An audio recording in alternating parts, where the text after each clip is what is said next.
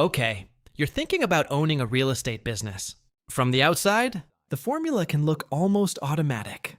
Buy a building, collect rent or improve the property, let time increase its value, and eventually sell for more than you paid. But a valuable property can sit inside a business that is running out of cash, because ownership costs arrive on a schedule while rent, construction progress, and resale proceeds do not. This breakdown will show how real estate businesses are financed, how the main ownership models earn money, where the cash disappears, and why liquidity often matters more than the headline value of the buildings.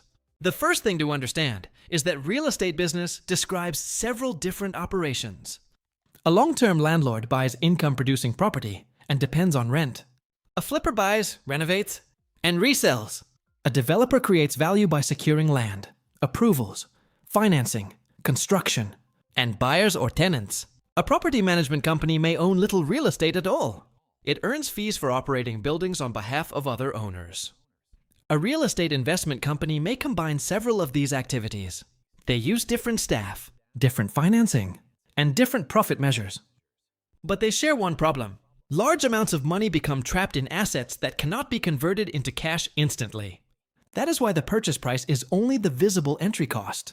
The owner may also need inspections, appraisals, legal work, lender fees, title and closing costs, insurance, reserves, renovations, leasing expenses, software, contractors, and enough working capital to operate while the property is not yet performing as planned. A business can be solvent on a balance sheet because its assets exceed its liabilities and still face a cash crisis.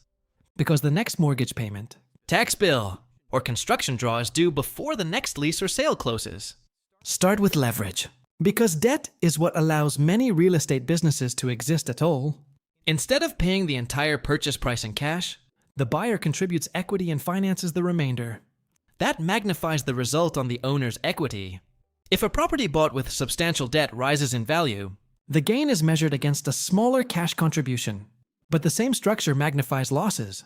And the loan balance does not shrink merely because the market price falls.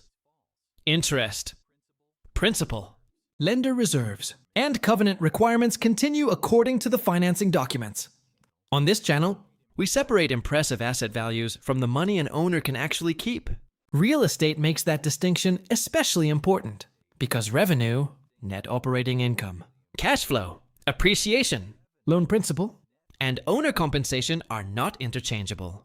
A building may rise in market value without producing usable operating cash. Rent may increase while repairs rise faster. A sale may produce a large check, while returning capital that was already invested rather than creating equivalent profit. Leverage also changes the meaning of safety. An unleveraged owner may tolerate a weak year because there is no mortgage payment. A highly leveraged owner may own a better building in a stronger market and still have less room for error. The relevant question is not simply whether the property will be worth more 10 years from now. It is whether the business can meet every obligation between now and then, without being forced to sell, refinance, or inject new equity at the worst possible moment. For a rental property, the income statement begins with potential rent, not profit. Scheduled rent is reduced by vacant units, concessions, unpaid balances, collection losses, and sometimes units temporarily unavailable during repairs. Other income may come from parking, storage, laundry, utility reimbursements, or commercial space. The result is effective gross income. From that, the owner pays normal operating expenses such as property taxes, insurance, maintenance, utilities paid by the property, payroll, management, landscaping, cleaning, security, administration, and recurring repairs. What remains is net operating income, commonly called NOI. NOI is useful, but it still is not the owner's final cash flow. Mortgage payments come next. Major capital replacements may also sit outside ordinary operating expenses. A roof, elevator modernization, parking lot replacement, plumbing system, or heating equipment can consume years of apparent surplus. Income taxes and owner-level obligations depend on the ownership structure and circumstances. So when a listing advertises strong NOI, the buyer still has to ask how much debt the property can support, what capital work is approaching, and whether the reported expenses reflect normal operations or an unusually easy year. Occupancy can be equally misleading. A building that is 96% occupied may look safer than one that is 88% occupied. But occupancy alone says nothing about the rent level, tenant payment history, concessions, repair burden, or debt. The fuller building may contain leases signed below current operating cost, while the less occupied building may be completing a renovation that supports higher future income. Physical occupancy asks whether units are filled. Economic occupancy asks how much of the scheduled income is actually collected. Profitability asks what remains after the full cost structure. Those are 3 different measurements. Consider a simplified educational model. Maya is reviewing an 8-unit property, and she converts every figure into dollars per $100 of scheduled rent. So the mechanics are visible. Without pretending the example represents a national average, $7 disappear through vacancy, concessions, and collection problems, leaving $93 of effective income. Normal operating expenses use $38, leaving $55 of NOI. Debt service consumes $40. A long-term capital reserve takes another $10. Only $5 remain before owner-level taxes or compensation. Now suppose rents rise by $5. But insurance, taxes, maintenance, and payroll rise by $6. Revenue increased, yet operating cash became weaker. Or suppose every unit becomes occupied, but a plumbing failure requires an immediate capital repair. The occupancy report improves while the bank balance falls. This is why experienced owners build budgets from the bottom upward. They do not begin with gross rent and label the remainder after the mortgage as profit. They separate collection, operations, debt, capital expenditure, taxes, and distributions. Lenders examine a similar relationship through debt service coverage. In plain language, the ratio compares the property's underwritten cash flow with required debt payments. A result barely above 1 means the property produces only a narrow cushion. Under the assumptions used, a stronger cushion can absorb some vacancy or expense pressure, but it is not permanent protection. Floating interest rates, expiring rate caps, tax reassessments, insurance renewals, or declining collections can change the ratio after closing. The ownership structure also determines workload. An owner-operator may handle leasing calls, inspections, bookkeeping, minor repairs, vendor coordination, and tenant issues personally. That can reduce cash payroll, but it does not make the labor free. The owner is contributing time that should be recognized. When comparing the property with other opportunities, a manager-operated portfolio can scale further, but management salaries, benefits, systems, supervision, and controls become real expenses. When a small portfolio hires its first full-time manager, the additional overhead may arrive before the next acquisition produces enough income to cover it. Property management as a standalone business has a different balance sheet. It may earn recurring fees without investing millions in every building. But the operation is labor-intensive. Managers need leasing staff, maintenance coordination, accounting, compliance procedures, communication systems, and controls for client funds. Revenue can look stable because contracts repeat monthly. Yet client concentration creates risk. Losing one large owner may remove dozens of properties from the management portfolio at once. The company also carries reputational and operational exposure. When maintenance, tenant communication, or financial reporting fails, flipping shifts the economics again. There is no stable monthly rent to absorb delays, unless the property happens to be leased. Profit depends on acquiring below the eventual net resale value, completing work within budget, and exiting before financing and holding costs erase the spread. The resale price is not the same as profit. The operator must subtract acquisition costs, renovation, contracted overhead, permits, utilities, insurance, property taxes, loan interest, lender fees, selling commissions, closing costs, concessions, and any price reduction required to attract a buyer. The renovation budget is only one moving part. Opening a wall can reveal electrical, plumbing, moisture, or structural problems. A permit may take longer than expected. A contractor may miss a deadline. Materials may arrive late. A buyer's financing may fail shortly before closing. Each event can create 2 losses at the same time. A direct cost to solve the problem, and an additional month of carrying the entire property. A project can therefore remain profitable on a construction spreadsheet, while becoming unprofitable on the calendar. Developers face a longer and more complicated version of that exposure. Before construction begins, money may be committed to land control, surveys, architecture, engineering, environmental review, legal work, entitlement, utility planning, and financing. Some of that spending creates no recoverable building if approvals fail after construction starts. The developer must coordinate draws, inspections, contractors, change orders, interest, leasing, and completion deadlines. Revenue may be years away from the first expense. A development can also be economically successful, but financially stressful. Suppose the completed property is likely to be valuable, yet construction runs 6 months late. Interest accrues for 6 additional months. Leasing begins later, and the permanent loan may not close until occupancy conditions are met. The project's theoretical profit may still exist, but the sponsor needs cash now. If investors cannot contribute more, and the lender will not extend, the owner may sell a strong project at a weak negotiating point. This is the central contradiction across real estate models. The asset may improve while the business position deteriorates. A renovated home can become more attractive every week, while the operator's interest expense grows. An apartment building can remain full, while an insurance renewal destroys the budget. A development can move closer to completion, while the remaining cash becomes dangerously thin. Real estate failures are often described as bad property decisions, but many are failures of capital structure, reserves, pace, or duration. A useful public example comes from Redfin Now, rather than from a small private owner whose records cannot be verified. Redfin began testing the service. In 2017, the company bought homes directly from sellers and intended to resell them, offering convenience in exchange for accepting an institutional offer. Its filings warned from the beginning that valuation estimates could be wrong, and that the company might pay more than a home's resale value. The business expanded quickly. Redfin reported that its property's revenue increased 320% in 2021, driven primarily by a 220% increase in Redfin Now homes sold, and a 28% increase in revenue per home sold. Those numbers showed activity and top-line growth. But revenue from selling a house includes most of the house's sale price. It does not mean the same amount became gross profit, operating profit, or cash available to shareholders. The cost of acquiring and improving the homes remained substantial. By 2022, financing conditions had changed sharply across housing.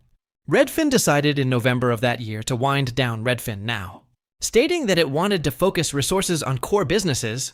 In the face of the rising cost of capital, the company completed liquidation of the Redfin Now inventory in the second quarter of 2023. This does not prove that every iBuyer must fail, or that one factor explains every loss. It demonstrates something narrower and more useful. Rapid revenue growth does not remove inventory risk, and a business that continually buys illiquid assets becomes highly sensitive to financing costs and resale speed. The chain reaction can happen at any scale. First, recent deals perform well, making the underwriting model appear conservative. Second, the operator increases acquisition volume. Third, competition encourages smaller discounts or more optimistic assumptions. Fourth, financing or demand changes. Fifth, inventory remains unsold longer than planned. Finally, the business must choose between holding assets while costs accumulate, cutting prices to recover cash, or seeking new capital when investors and lenders have become more cautious. Notice that the first visible problem may not be falling property value. It may be slower conversion. If a company expects to sell 10 renovated homes each month and closes only 6, cash from 4 expected sales does not arrive. Yet contractor invoices, payroll, loan interest, utilities, taxes, and insurance continue across the whole inventory. The following month begins with more capital already tied up. Even if the unsold homes eventually sell near the expected price, the delay can force expensive financing or discounted sales elsewhere. A rental portfolio can experience the same pattern without selling anything. An owner acquires several properties while debt is available, expecting renovations and rent increases to finance the next stage. Work takes longer. Units stay vacant, and leasing incentives rise. Cash intended for the final property is used to finish the first 2. The owner may still report a large portfolio and growing potential rent, but the business has lost flexibility. Growth created more assets and fewer choices. This is why a reserve is not idle money. Working capital pays recurring bills during normal gaps. Operating reserves protect against collections or expense shocks. Capital reserves prepare for long-lived components that wear out. Construction contingencies address uncertain project work. Interest reserves may fund scheduled financing costs during development. These accounts serve different purposes. Combining them into one vague cash balance makes it easy to spend tomorrow's roof money on today's vacancy, or use payroll cash to cover a renovation overrun. Good underwriting also separates property performance from financing. First, examine what the building can earn before debt. Then apply realistic vacancy, collections, operating expenses, and capital needs. Only after that should the buyer test loan terms. This prevents cheap financing from making an overpriced property appear operationally strong. A low initial payment can hide a weak asset. Especially when the interest rate resets, principal amortization begins, or temporary interest-only terms expire. Stress testing matters because a single forecast is not a plan. A buyer can test what happens if rent growth is zero. Leasing takes longer. Insurance rises. A major tenant leaves. Renovation costs exceed budget. Or the exit price declines. The purpose is not to predict the exact future. It is to identify which assumption can break the business. If a small change in one variable removes all cash flow, then the owner is not buying a stable return. The owner is accepting a narrow path that requires several things to go right at once. The acquisition pace should be tested as carefully as each individual deal. A project may be safe by itself, but dangerous when 5 similar projects require cash during the same month. Portfolio risk appears when properties share the same lender. Insurance market, tenant industry, construction team, geography, refinancing date, or exit buyer. Diversifying addresses does not necessarily diversify the economic exposure. Location still matters, but not as a slogan. A strong location can support demand, rent, resale liquidity, and alternative uses. It can also carry higher land cost, taxes, regulation, insurance, and competition. A weaker location may offer a lower entry price, but fewer qualified tenants and a slower exit. The correct question is not whether a location is good. It is whether the income and liquidity available there justify the complete cost and risk of ownership. Due diligence is therefore more than checking whether the walls and roof are sound. The buyer needs leases, payment history, service contracts, utility records, tax information, insurance claims, permits, environmental reports where relevant, and evidence supporting every material income or expense assumption. Deferred maintenance can be hidden in a clean lobby, and temporary income can be hidden inside an impressive trailing statement. The purpose is not to eliminate uncertainty, which is impossible. It is to separate known obligations from optimistic forecasts. Before debt and investor money make the decision difficult to reverse. The same discipline applies to appreciation. Market value can create wealth, but appreciation is not operating revenue. It becomes spendable only through a sale or financing transaction, both of which involve costs and conditions. Borrowing against higher value adds cash, but also adds debt. Selling releases equity, but ends future income and may create tax consequences. A business that depends on perpetual appreciation to cover weak operations is relying on the capital market to repair an income problem. Real estate valuation can make this relationship visible. Income-producing properties are often evaluated partly through NOI and a market capitalization rate, holding the rate constant. Higher durable NOI can support higher value, but market rates do not remain constant, and buyers may demand a higher return. When financing becomes expensive or risk increases, a property can improve its NOI and still face valuation pressure if the market's required return moves more sharply in the opposite direction. For the owner, the best defense is not perfect forecasting. It is preserving choices. Conservative leverage leaves more room before debt becomes unmanageable. Adequate reserves reduce the chance of selling under pressure. Staggered loan maturities prevent every refinance from arriving together. Clear reporting reveals whether rent growth is becoming real cash. Maintenance planning reduces emergency repairs. Deliberate acquisition limits stop recent success from turning into uncontrolled inventory. The realistic, successful real estate business is usually less passive and less dramatic than promotional stories suggest. It may compound wealth through rent, principal reduction, operational improvement, and long-term appreciation. But it also involves tenant turnover, vendor disputes, compliance, capital projects, refinancing, taxes, insurance, and periods when distributions are reduced to protect the property. The owner's reward comes partly from accepting work and risk that are easy to hide in a photograph of the building. The realistic failure is not always a spectacular crash. It can be years of weak cash flow, repeated capital contributions, deferred maintenance, and an eventual sale that looks profitable. Before accounting for time and additional equity, it can also be a profitable property owned through a structure that leaves little money for the person doing the work. Owner compensation should therefore be measured separately from property profit, and equity growth should not be confused with spendable income.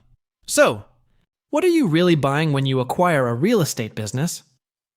You are buying a stream of uncertain future income, a schedule of unavoidable obligations, and an asset that may take time to sell. The building matters. The neighborhood matters. The purchase price matters. But the business survives only when collections, reserves, debt, maintenance, and exit options remain aligned. That is the ownership lesson beneath every model. From an 8-unit rental to a national home buying platform, strong revenue cannot rescue weak cash timing forever. High occupancy cannot repair an unsustainable capital structure.